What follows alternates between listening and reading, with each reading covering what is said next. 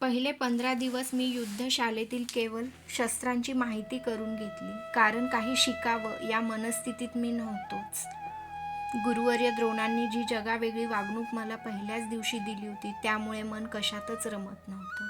क्षणात वाटे, राजपुत्रांच्या या फाफट पसाऱ्यात केवळ एक सूतपुत्र म्हणून उपेक्षिला जाण्यापेक्षा सरळ उठावं नि तडक चंपानगरीला परत जावं. काय करायचं आहे आपणाला युद्धविद्येचं शिक्षण घेऊन? कोणतं महायुद्ध आता पेटणार आहे? आणि पेटलं तरी आपला त्यात काय उपयोग? केवळ एक सारथी म्हणूनच ना? मग सारथ्याला कशाला पाहिजे हे युद्धविद्येचं शिक्षण? त्यानं घोडे पारखावेत नि त्याच्या नाठाळ सवयींना जरब बसवावी. मग ते काय आपणाला चंपानगरीतून राहूनही करता येणार नाही का? पण लागलीच वाटे, असं करून कसं चालेल? केवळ युद्धासाठीच का युद्धविद्या शिकायची असते? ज्याच्या दंडात बल असतं तो नेहमीच श्रेष्ठ ठरत असतो. या युद्धशाळेत आपणाला बलदंड बनता येईल. त्या राजकुमार अर्जुनालाही दाखविता येईल की जगात तोच एकटा धनुर्धर नाही. पण त्यानं बिचाऱ्यानं तरी काय केलं आहे माझं? कशाला त्याच्याशी ही स्पर्धा करायची? स्पर्धा ही नेहमीच माणसाला आंधळं करते. गुरुवर्य त्याच्यावर प्रेम करतात, हा काय त्याचा दोष आहे? माझ्यासारखाच तोही एक युवक आहे. आपल्या गुरूंचं आपल्यावर प्रेम असावं असं कोणत्या शिष्याला वाटणार नाही. आणि कोणता गुरु शिष्याला नीट पारखल्याशिवाय इतका जवळ घेईल? असंच जर असेल तर गुरुदेव, मीही तुमच्या कसोटीला उतरेन. केवळ एक धनुर्धर म्हणून तुम्ही त्या अर्जुनाला एवढं मानत असाल तर मीही त्याहून श्रेष्ठ धनुर्धर होईन. पण मी धनुर्धर होऊन तरी त्याचा काय उपयोग? मला तुम्ही कधीच आपला मानणार नाही. माझ्या पाठीवरून तुमचा हात कधीच मायेनं फिरणार नाही. कारण मी सूतपुत्र आहे. अर्जुन क्षत्रिय पुत्र आहे. काय वैशिष्ट्य असतं एवढं क्षत्रिय कुलात? कशाला पाहिजे ही कुलाची कसोटी? पण असं तरी कसं म्हणता येईल? ज्या कुलातील पूर्वजांनी आपल्या पराक्रमानं शत्रूंचं निखंदन करून हे कुरुकुल आणि राज्य यांची कीर्ती वाढविली, ते कुल श्रेष्ठच ठरणार. आपल्या कुलातील पूर्वजांनी पिढ्यानपिढ्या घोड्यांना खरारा केला आणि त्यांचे वेग आवरले. आपली आणि क्षत्रियांची तुलना कशी होणार? खरोखरच मी एखाद्या राजकुलात जन्माला आलो असतो तर किती बरं झालं असतं. पण कसं शक्य होतं ते? वडाच्या झाडावर बसणाऱ्या कावळ्यानं राजवाड्याच्या कळसावर बसणाऱ्या कपोताची स्वप्न कशाला रंगवावीत? जाऊ द्या. जे बदलणं माणसाच्या हातात नसतं त्याचा त्यानं इतका विचार करू नये आणि अपसमज करून एखाद्याबद्दल अनादर तरी कधीच बाळगू नये. वास्तविक राजपुत्र अर्जुन गुरुवर्यांचा एवढा लाडका होता याबद्दल फार तर त्याच्या भावना काहीतरी वाटावं अशाच असाव्यात. मला त्यात खटकण्यासारखं असं काहीतरी का वाटावं? माझं आणि राजकुमार अर्जुनाचं असं काय नातं आहे? काहीच नाही. मी एक सूतपुत्र आहे, तो एक राजपुत्र आहे. त्याचा मार्ग वेगळा आणि माझा वेगळा.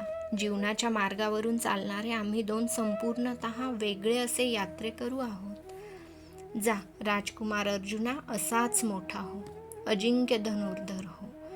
कधीतरी प्रसंग पडल्यास हा सूतपुत्र कर्ण तुझ्या रथाचे घोडे आवरण्यासाठी सारथ्य करेल.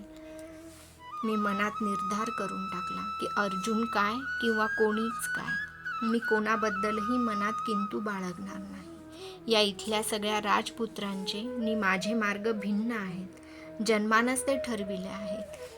केवळ खरी आवड म्हणून मात्र मी धनुर्विद्या शिकेन. कारण मलाही वाटतं की नुसत्या आवाजाच्या रोखानं कुठंही बाण सोडावा. एकाच वेळी असंख्य बाण 10 दिशांना सोडावेत. गुरु कोण आहेत याला काय महत्त्व आहे? शिष्यांच्या अंगात विद्येबद्दल किती आत्मीयता आहे याला खरं महत्त्व आहे. मी एक हाडाचा शिष्य होईन, विद्येसाठी विद्या घेईन. मी निर्धार करून टाकला. माझा युद्धशाळेतील कार्यक्रम ठरून गेला. एका मासातच मी शूल, तोमर, परीघ, प्रास, शतघ्नी, खडग, पट्टे, भृशुंडी, गदा आणि चक्र अशा अनेक शास्त्रांची माहिती करून घेतली. माझी विशेष आवड धनुष्याकडे असल्यानं धनुर्विद्येला लागणारी सर्व शस्त्र काळजीपूर्वक अभ्यासली. केवळ बाणच कितीतरी प्रकारचे होते. 2 शूलाग्रे असलेले कर्णी बाण. तो पोटात घुसला की बाहेर काढताना आतडी बाहेर पडत. नालिका बाण जाड पात्याचा असून त्याला वाकडे दात होते, त्यामुळे शरीरात घुसलेला तो बाण काढताना आपल्या आसपासच्या धमन्या तोडूनच बाहेर पडे. लिप्त या बाणाच्या आग्राला विषारी वनस्पती रस लावल्यामुळे तो अतिशय दाहक असे. बस्तिक हा बाण शरीरात घुसे, पण बाहेर खेचला की त्याचे केवळ दंडच हातात येई आणि सगळं पातळ तस्सच्या तस्सं लक्ष्याच्या शरीरात राही. सुची या बाणाची शेपटी निमुळतीने टोकदार असल्यामुळे अगदी बारीक अशा लक्ष्याचा सुद्धा त्यानं अचूक वेध घेता येईल. विशेषतः डोळ्यांचं बुबुळ या बाणानं अचूक टिपता येईल. जिज्ञ हा बाण जाताना वाकडा तिकडा जाई, पण लक्ष मात्र बरोबर घुसे. याशिवाय गवास्थी म्हणजे बैलाच्या हाडाचा, गजास्थी म्हणजे हत्तीच्या हाडाचा, कपिश म्हणजे काळ्या रंगाचा, पुती म्हणजे उग्र गंधाचा, कंकमुख, सुवर्णपंख, नाराज, अश्वास्थी, उष्टास्थी, अंजलिक, सन्नतपर्व, सर्पमुखी असे बाणांचे कितीतरी प्रकार होते. हे सगळे बाण कसे फेकावेत याचं शिक्षण मी मनापासून घेणार होतो. माझ्या शिष्यावस्थेतील क्षण न क्षण मी त्यासाठी वेचणार होतो. पूर्वी मला 3 वस्तूंविषयी प्रेम वाटत होतं: गंगामाता, सूर्यदेव आणि आई राधामातेनं अत्यंतिक प्रेमानं दिलेली ती चांदीची पेटी. पण युद्धशाळेत आल्यापासून मात्र त्या वस्तूत आणखी एकीची भर पडली. ती वस्तू म्हणजे धनुष्य आणि बाण. महाराजांच्या रथाचं सारथ्य बाबांनी पुष्कळ वर्ष उत्साहानं केलं होतं, पण अलीकडे वृद्धत्वामुळे त्यांच्या अंगी पूर्वीसारखी चपळता राहिली नव्हती. त्यांच्या सहाय्यासाठी महाराजांनी गवलग्न नावाचा सारथ्याचा आणखी एक निष्णांत पुत्रालाही आपल्या खास सेवेसाठी नेमून घेतलं होतं. कधी कधी महाराज त्यांना हाक मारीत, ते ऐकून त्यांचं नाव संजय आहे हे आम्हालाही समजलं होतं. पण ते वडीलधारी असल्यानं आम्ही त्यांना संजय काका म्हणू लागलो. त्यांच्या आणि आचार्य विदुरांच्या चर्येत फार साम्य होतं. त्यांचं संजय हे नाव मला फार आवडलं. ते सारथी आहेत हे तर त्याहूनही अधिक आवडलं मला. उगाच काहीतरी निमित्त काढून मी त्यांच्याशी काका म्हणत बोलण्याचा प्रयत्न करी. रथशालेत ते आणि बाबा जातीवंत घोडे, रथाचं सर्वात उपयोगी वंगण, चक्रासाठी कोणती लाकडं टिकाऊ, रथचक्रांच्या आऱ्यांची संख्या कमी असावी की अधिक, त्यांचा गतीवर काय परिणाम होतो यांसारखे असंख्य मनोरंजक विषयांवर चर्चा करीत. मला ते नेहमी सांगत, कर्णा, तू सूत पुत्र आहेस. तू नेहमीच हे लक्षात ठेव की जातीवंत घोडा कधीच धर्तीवर बसत नाही, रात्री निद्रेसाठी सुद्धा, आणि जातीवंत सारथी कधीच रथनीड सोडत नाही. प्राण गेला तरी सुद्धा एकदा धरली ती जागा कायमची. काय म्हणता काका, घोडा कधीच खाली बसत नाही? मी आश्चर्यानं विचारे. हो, एवढंच नाही तर उभ्या उभ्या निद्रा घेणारा घोडा जेव्हा 4 खुरांपैकी 1 खूर मुडपून निद्रावश होण्याचा प्रयत्न करतो, तेव्हा तो प्रदीर्घ प्रवासाला निकामी म्हणून समजावा. लक्षात ठेव, घोडा हा सर्व प्राण्यात गतिमान प्राणी आहे. गतिमान? ते तसेच एकसारखे बोलत राहावेत म्हणून मी उगाच काहीतरी विचारे. भारद्वाज पक्षासारखा त्यांचा मधुर आवाज एकसारखा ऐकत राहावं असाच होता. नुकताच गतिमान नाही तर बुद्धिमानही. कर्णा, कधीतरी घोड्यावरून घनदाट अरण्यात गेलास आणि बाहेर येण्यासाठी मार्ग सापडेनासा झाला तर हातातील वेग खुशाल सोडून दे. हा बुद्धिमान प्राणी तुला अचूकपणे तू जिथून निघाला असशील तिथं परत आणून सोडील.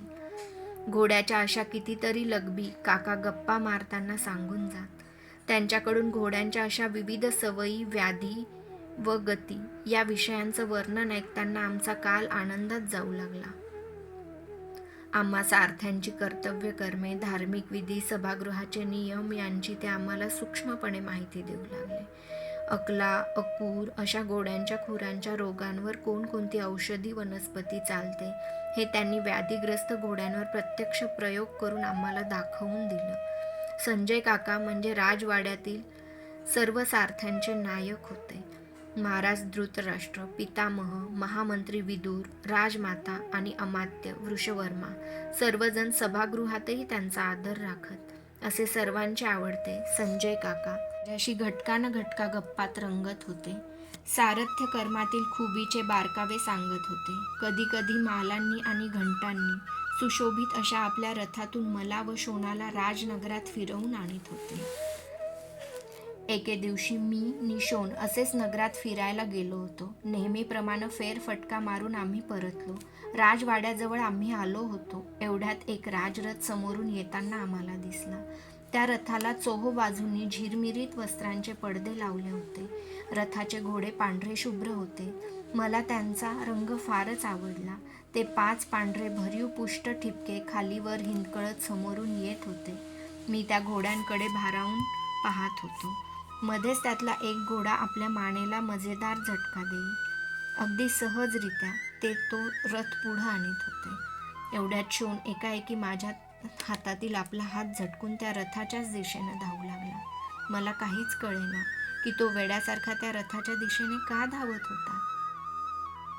क्षणात तो रथाच्या समोर गेला. मला त्याच्या मूर्खपणाची चीड आली. मी त्याच्याजवळ पोहोचण्यापूर्वीच तो रथाखाली सापडणार होता.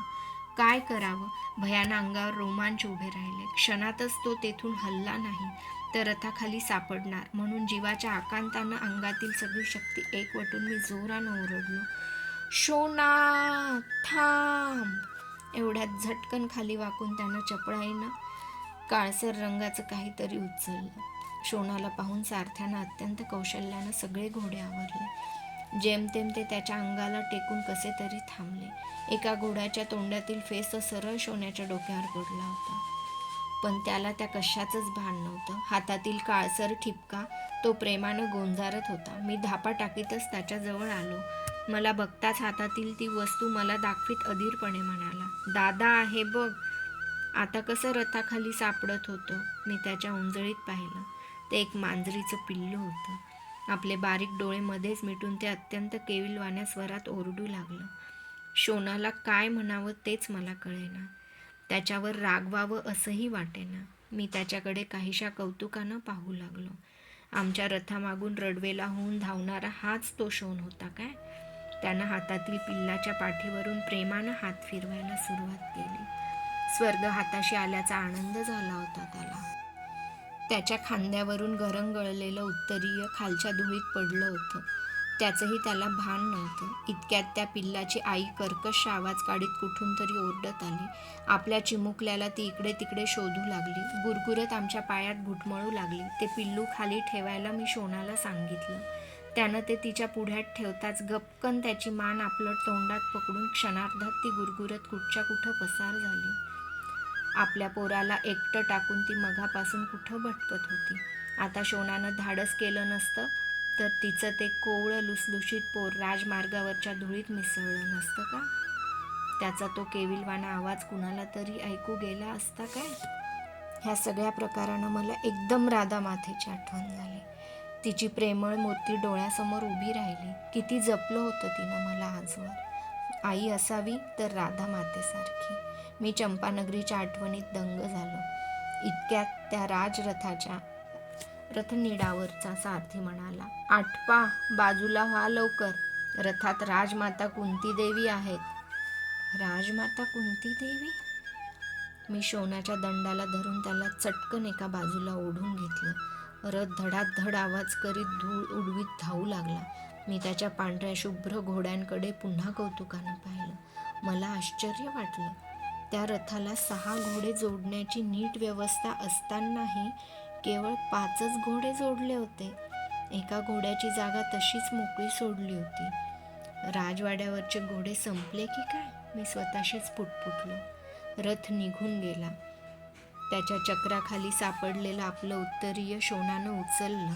त्यावरील धूळ झटकून परत खांद्यावर लपेटलं. आम्ही आमच्या निवासस्थानाच्या